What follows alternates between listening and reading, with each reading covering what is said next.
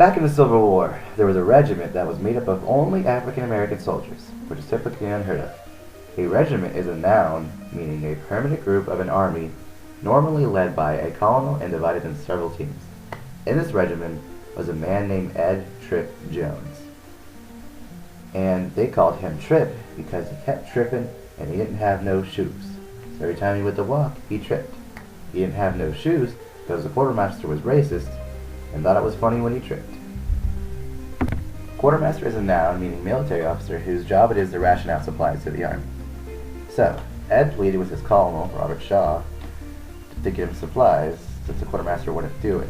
Robert also thought it was funny, but decided it was only fair and convinced the quartermaster to give him shoes. Colonel is a noun meaning a high-ranking military officer who leads a regiment.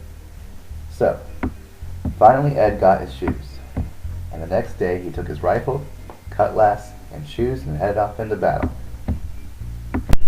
A cutlass is a noun meaning a short, slightly curved sword originally used by sailors, but was used by soldiers in the Civil War during close combat. Once in the battle, the colonel commanded the regiment to start marching and initiate a flank. Flank is a verb meaning a military strategy where the attacking team sneakily comes up on the enemy's blind spot, which is generally on the rear or on the side. This surprises the enemy and catches them off guard. As soon as the march to initiate a flank began, Ed Trip Jones took one step and fell flat on his face. It wasn't his feet, he was just clumsy. Everybody laughed and laughed and laughed. The end.